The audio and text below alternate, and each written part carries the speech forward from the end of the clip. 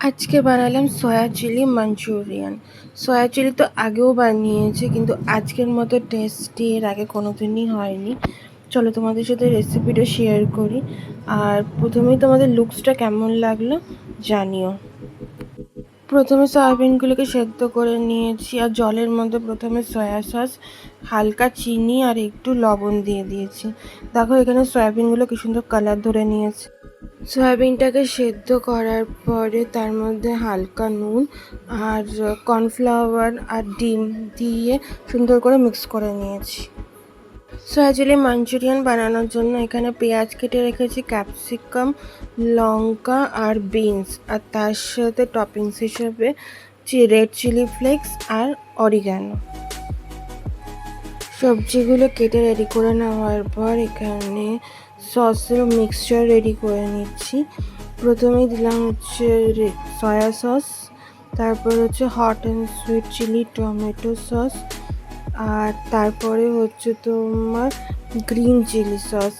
তিনটে সসকে খুব ভালো করে মিক্স করে নিতে হবে সবার আগে। মিক্সচার করার কারণ হচ্ছে তাহলে রান্নাটা করার সময় তুমি তাড়াতাড়ি করতে পারবে। সসগুলো দিয়ে দেওয়ার পরে ভালো করে মিক্স করে নিতে হবে তিনটে সসকে। দেখো এখনও কালার সেপারেট আছে, ভালো করে মিক্স করে নিই। এখন দেখো মিক্স করে নেওয়ার পর পাশে যে অরিগ্যানো আর চিলি ফ্লেক্স নিয়েছিলাম সেটাও সসের মধ্যে মিক্স করে দিয়েছি। কালার আর টেক্সচারটা দেখো কি সুন্দর লাগছে দেখতে। যে সবজিগুলো কেটে রেখেছিলাম সেগুলো কড়াইয়ে হালকা ফ্রাই করে নিতে হবে, আর তারপরে তার মধ্যে সসের মিক্সচারটা দিয়ে দেবো। দেখো এখানে সসের মিক্সচারটা দিয়ে দিলাম, আর এরপর এটাকে হালকা হাতে নাড়াবো। সসগুলো দিয়ে দেওয়ার পরে হালকা হাতে ফ্রাইগুলোর সাথে সসটাকে ভালো করে মিক্স করে দিতে হবে। খুব বেশি মিক্স করবো না, যাতে একটু লিকুইডি থাকে সেইভাবেই রাখবো। সয়াবিনগুলো যে ফ্রাই করে রেখেছিলাম, দেখো ফ্রাইয়ের পরে একটা লাইট ব্রাউন কালার এসছে, খুব সুন্দর লাগছিল দেখতে। আর এখানে ওই পুরো মিক্সচারটার মধ্যে সয়াবিনটা দিয়ে সয়াবিনের গায়েও মশলাগুলো হালকা করে লাগিয়ে দেবো। খুব বেশি নাড়াচাড়া করার দরকার নেই।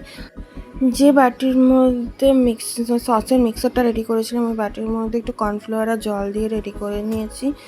আর এখানে দেখো আমার সয়াবিনটা অলমোস্ট রেডি, শুধু এর মধ্যে আমি কর্নফ্লাওয়ারের ব্যাটারটা দিয়ে নামিয়ে নেব।